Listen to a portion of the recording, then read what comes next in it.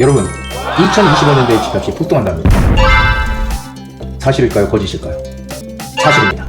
구독, 좋아요 꾹 눌러주세요. 한정훈의 부동산 썰. 쌀. 안녕하세요. 한정훈의 부동산 썰. 자, 오늘의 주제는 바로 이것입니다. 주택산업연구원에서 발표를 했는데요. 서울 수도권 전국 집값 상승세로 전환, 이런 주제로 주택산업연구원에서 발표를 했습니다. 자, 과연 이 정부의 어떤 산하기관이죠, 주택산업연구원에서 발표한 이런 자료들이 과연 어떤 자료가 나오는지 한번 점검을 해보도록 하겠습니다. 자, 먼저 부동산 세미나를 개최합니다. 6월의 마지막 주죠. 6월 26일 수요일 오후 2시에서 5시 사이에 진행을 합니다. 주제는 소액으로 접근할 수 있는 한강변 투자 전략 공개, 이런 주제로 잡았는데요.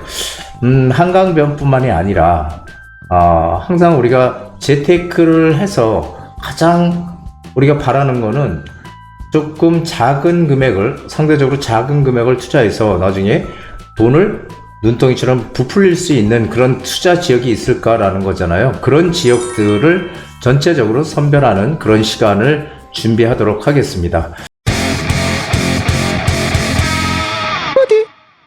자, 서울 수도권 전국 집값 상승세로 전환 전망 발표, 이렇게 되는데요. 주택산업연구원은 17일 국회의원 회관에서 개최한 주택시장 전망 및 주택공급 활성화 방안 세미나에서 올해 하반기 서울 수도권에 이어 지방 광역시까지 집값이 상승세로 전환할 것이라는 전망을 했다고 합니다. 자, 그리고 이게 또 파격적인데요. 2025에서 2026년 집값 폭등 현상이 재현될 수 있다는 가능성도 거론했는데요. 이에 대해 한 말씀 해주세요. 이렇게 지금 되어 있는데요. 자, 그런데 제가 이 얘기는 제가 벌써 한 1년 전부터도 계속 말씀드렸을 거예요. 집값이 오른다, 계속 오른다, 이런 얘기 계속 드렸어요. 그걸 뒤늦게 지금 이 주택산업연구원에서 각종 자료를 가지고, 자료가 있으면 뭔가 신빙성이 있어 보이잖아요. 그런 자료들을 가지고선 하나하나 조목조목 지금 얘기를 하고 있습니다. 그런데 2025-26년 집값 폭등. 자, 그렇기 때문에 정부에서는 어쨌든 즉 공급을 빠른 시간 내에 늘리기 위한 방법의 하나로, 유일한 방법이라고 할 수 있죠. 재개발, 재건축을 활성화시키겠다. 그리고 그것도 조금 못 믿어오니까 2기, 3기 신도시를 좀 더 빠른 속도로 진행을 하겠다. 그리고 1기 신도시를 또 재건축들을 하겠다. 지금 이러고 있는데 그런 것들이 무슨 뭐 금세에 이루어지는 일들이 아니잖아요. 시간이 많이 필요한 거잖아요. 그래서 사실은 이 재개발 재건축밖에 답이 없는데, 이 재개발 재건축이 공급이 지금 계속 안 되고 있잖아요. 그러다 보니까 정부에서는 2, 3년 내로 집값상 폭등의 그런 우려를 가지고 있다. 그렇기 때문에 각종 재개발 재건축에 대한 규제를 풀고 있다. 이런 얘기 제가 1년도 넘은 것 같아요. 그때부터 슬슬 그런 얘기를 드렸었는데, 이제 그런 게 이제 수치적으로 주택산업연구원에서 지금 내놓고 있는 거죠. 자, 이대로 가다간 2025-2020년 집값 폭등 또 온다. 경고. 주택산업연구원에서 내년 집값 폭등 가능성, 이거 내년 2025년도죠. 그래서 전월세 상승폭도 커질 것. 자, 이런 기사들이 이제 신문에 지금 나오고 있습니다. 주택산업연구원에서 이런 발표를 지금 했다는 거죠. 그렇다면 구체적으로 어떤 내용인지 한번 제가 보도록 하겠습니다. 자, 주택 공급 활성화 방안 세미나 행사했는데요. 내후년 수도권을 중심으로 집값이 폭등할 수 있다는 경고. 집값이 지금 약 90만원 정도의 주택이 지금 공급 부족이 누적이 됐대요. 그래서 시장에 수요와 공급 불균형이 극심해졌다. 이거는 정부에서도 지금 인식을 강하게 하고 있는 거죠. 그래서 재개발 재건축을 어떻게든지 살리겠다고 하고 있는 거고요. 그래서 제가 또 재개발 시장에 무조건 지금 빨리 뛰어들어가야 된다. 왜냐하면 정부 정책과 맞춰서 가야지, 정부 정책이 동쪽으로 가는데 우린 서쪽으로 가면 안 되잖아요. 그래서 항상 정부의 정책 방향을 따라가야 된다, 이런 얘기를 많이 드렸던 겁니다. 자, 주택시장 동향, 지금 주택산업연구원에서 지금 그 발표를 한 자료를 보면은 매매가격 추이, 매매가격은 전국 지표는 여전히 하락세입니다. 자, 지금 우리나라 시장을 보면은, 우리 부동산 시장 전국적으로 보면은 지금 상승이 아니에요. 전국적으로 보면은. 평균 전국으로 보면은 지금 하락이라는 거. 아직도 여전히 지표는 지금 하락세지만, 제가 뭐라 그래서 양극화가 지금 커지고 있다는 얘기를 많이 드렸죠. 그래서 서울은 1월 달에 여기 보면요. 서울, 이 빨간, 그래프가 서울인데요. 이 서울이 여기 보시면은 요 바닥, 바닥이 여기 1월 달에 1월 달. 저점 12월 달이네요. 12월 달. 저점 12월. 2022년 12월. 제가 말씀드렸죠. 2023년 지난해 1월 달이 변곡점이 생겼다라는 얘기를 드렸었고, 올해도 1월 달, 2024년 1월 달에 변곡점이 생겼다는 얘기를 제 부디의 한수라는 유튜브 강의에서 뭐 지속적으로 말씀드렸던 사실이죠. 이게 이제 지표로 나타나는 거죠. 2022년 12월 달이 가장 여기 바닥이죠, 그래프가. 그때부터 지금 매매가가 계속 지금 오르고 있다가, 그렇죠, 오르고 있다가 다시 결국은 우상향으로 지금 가고 있다는 얘기입니다. 전체 주택 매매 가격 변화율이고요. 자, 그리고 이 전세 가격도요, 2022년부터 하락하던 전세 가격이 2023년 지난해 6월부터 상승세로 전환 후 상승폭이 확대 중이다. 제가 지난해 이런 얘기 드렸어요. 지난해는 2023년도는 전세가가 매매가가 오르면서 매매가가 2023년 잘 들어보세요. 2023년 1월 달에 변곡점이 생겼어요. 1월 달에 변곡점이 생겨서 그때 거래량이 늘어나면서 매매가를 살살 끌어올렸어. 근데도 전세가는 움직이지 않았어요. 전세가는.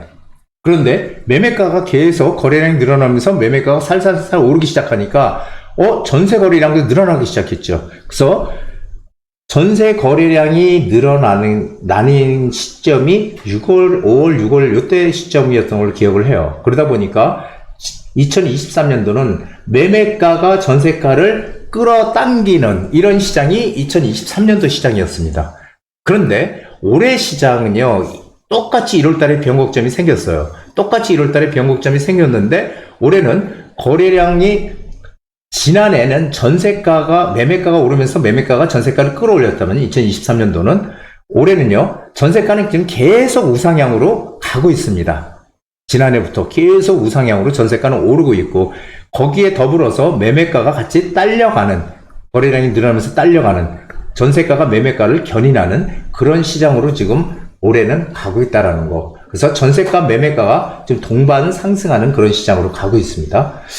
지금 전세가격 상승폭 커지고요. 주택 거래량도요, 매매 거래량은 최고점을, 물론 강남의 고가 아파트들은 최고점을 넘어선데도 나오고 있지만, 일단 아직까지 서울의 전체 시장 같은 경우도 보면은 고점을 아직까지는 회복을 못했지만, 이 매매 거래량이 지금 폭발적으로 늘어나고 있죠. 이게 매매 거래량이 폭발적으로 늘어나기 시작한 게 3월부터예요. 올해 3월부터.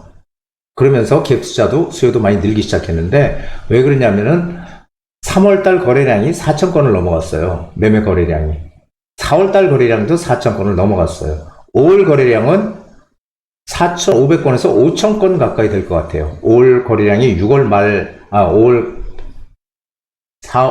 거래량이 6월 말이 되면 나오잖아요. 이제 조금 있으면 이제 나오는데, 그럼 5,000건 정도 가까이 갈 것 같아요. 거래량 지금 폭발적으로 지금 급증을 하고 있고요. 전세가도 계속 지금 오르고 있는 그런 상황입니다. 그래서 전세 매매가 같이 오르는, 동반 상승하는 지금 그런 시장으로 전개가 되고 있다. 이렇게 보면 되겠습니다.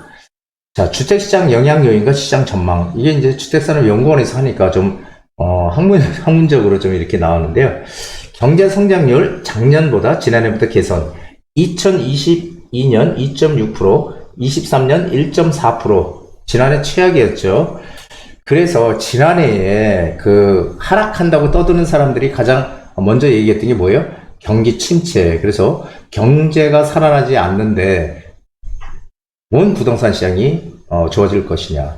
그리고 올해 경제 상황도 되게 안 좋을 거다. 이런 얘기를 많이 했지만 제가 뭐라고 얘기했습니까? 올해 경제 상황은 지난해보다는 훨씬 나을 것이다라는 얘기를 드렸어요. 그런데 2024년 예상이 지금 2.3에서 2.6% 정도로 경제 성장을 예상하고 있습니다. 그렇다면 지난해 1.4%에 비해서 상당히 높은 거죠.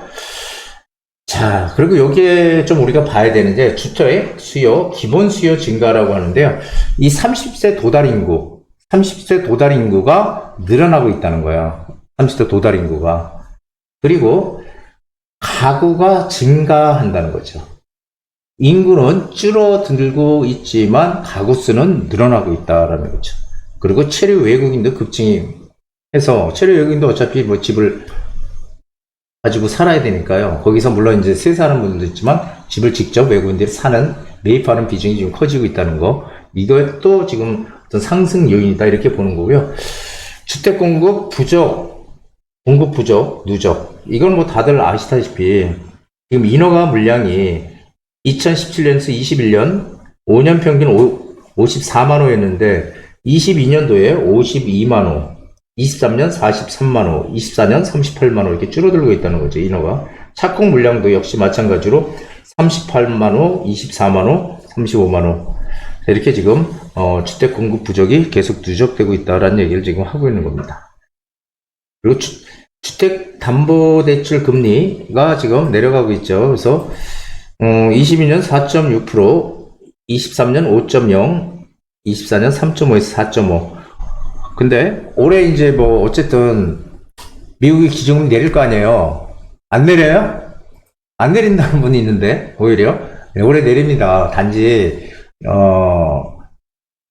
전 세계에서 지금 경기가 좋은 데는 미국밖에 없거든요.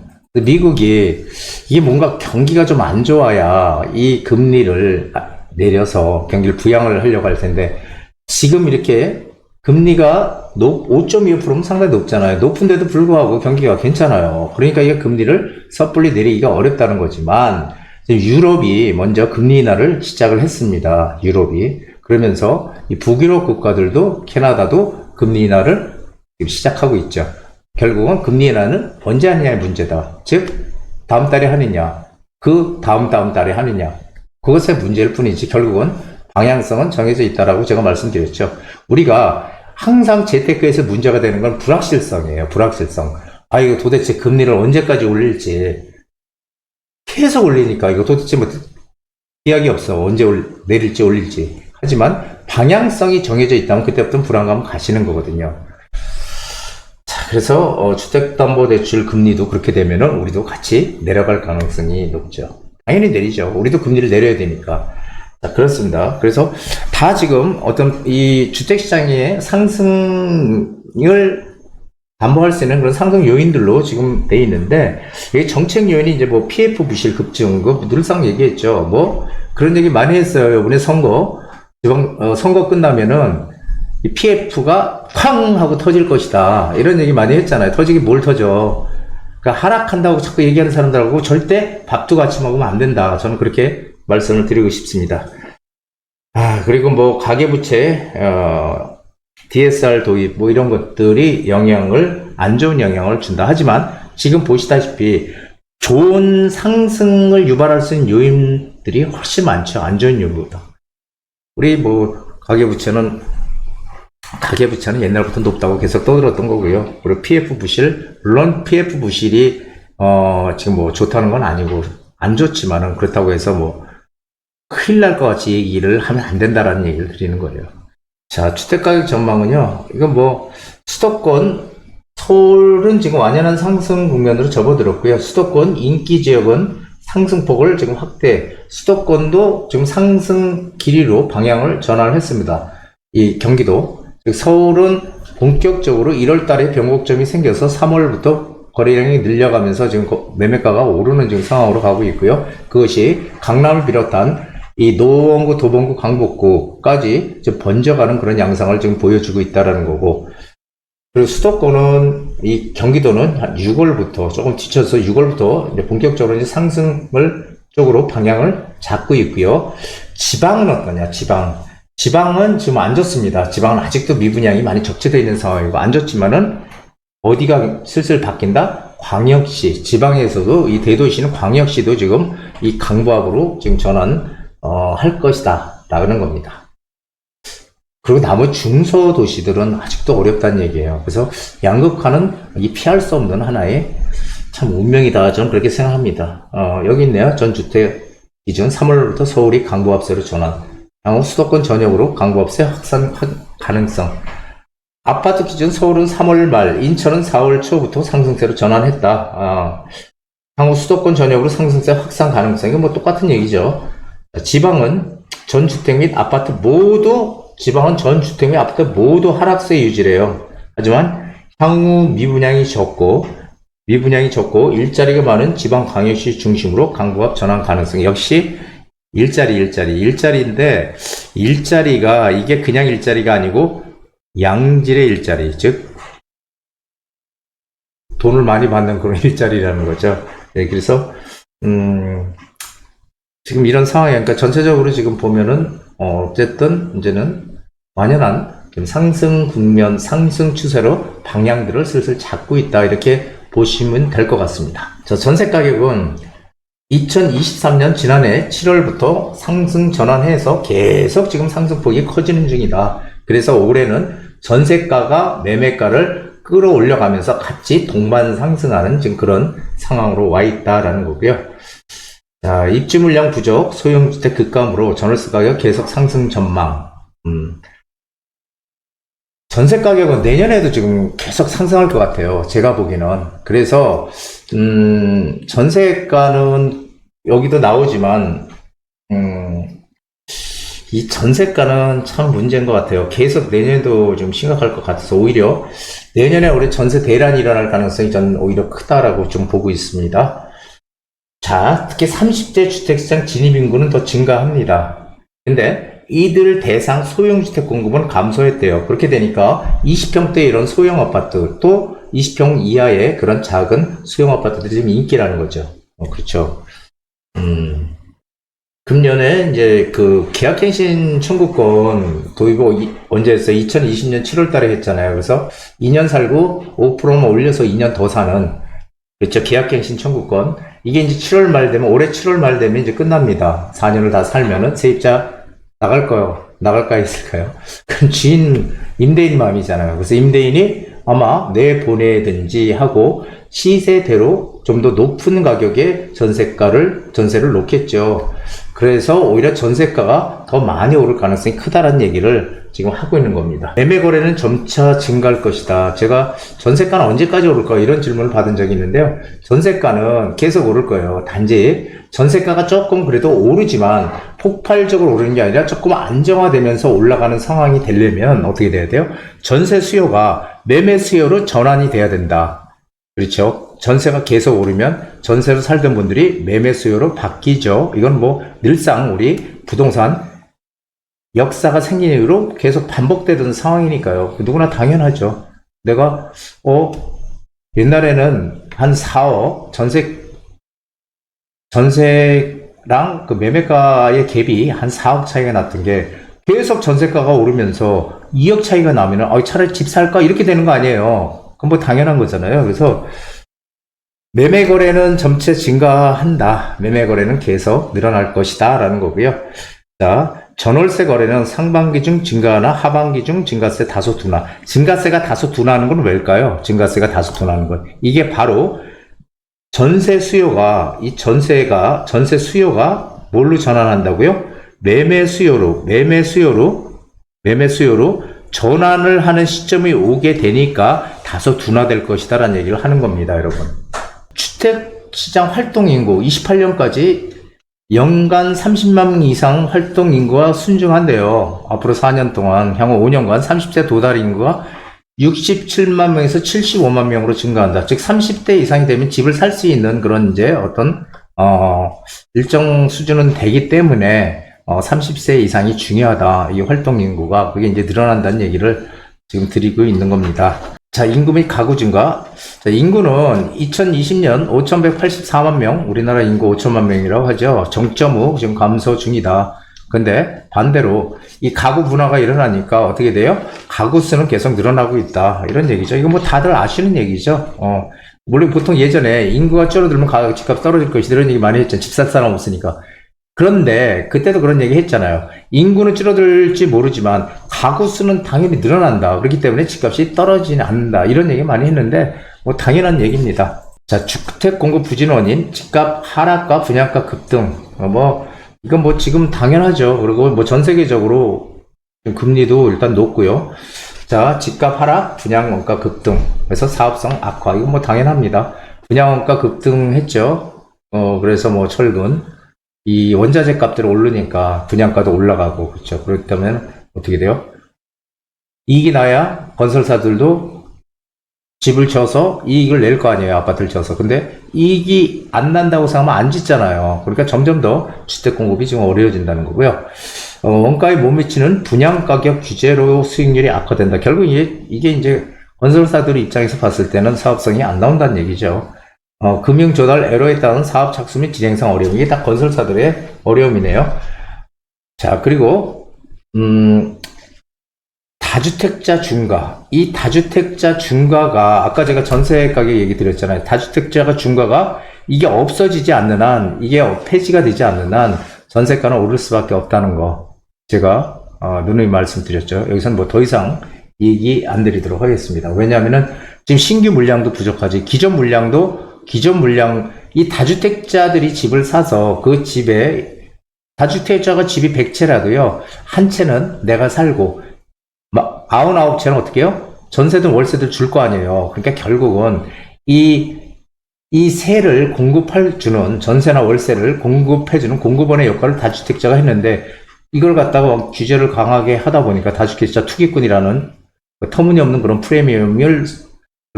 프레임을 씌워서 규제를 하다 보니까 다주택자 지금 상당히 집을 살 수가 없는 지금 상황으로 지금 돼 있다는 거죠.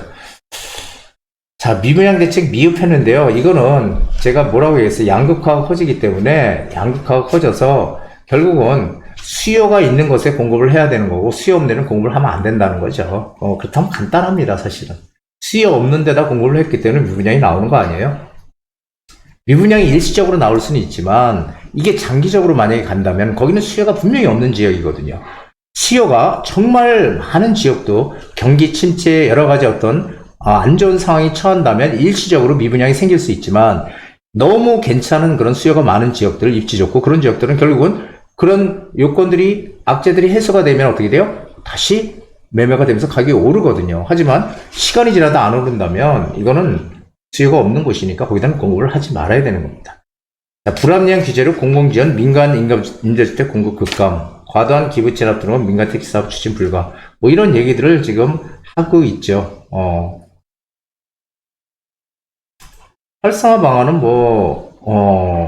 여러 가지가 있어요. 활성화 방안은, 여기 있죠. 과도한 다주택자 중과제도. 이거 여기도 나왔어요. 그쵸? 다주택자 중과. 이거를 일단 없애야 된다. 예, 제가 이렇게 말씀을 드리고 싶고요. 이 기부채납 문제, 요거는 기부채납 문제도 조금 과도한 것 같아요. 이 기부채납, 아파트 질 때. 그래서 사실은 이 민간이 개발하는 거는 사실 민간인 개인 땅을 내놓고 하는 사업이잖아요. 그렇기 때문에 여기에 정부가 너무 과도하게 개입하면 안 된다는 게 제 예전부터 생각입니다. 그리고 도시정비 사업 활성화로 도심지 주택 공급 확대 시급하다. 도심지 주택 공급. 제가 옛날에 말씀드렸죠. 이제는 역세권을 중심으로 해서 개발이 되면 된다.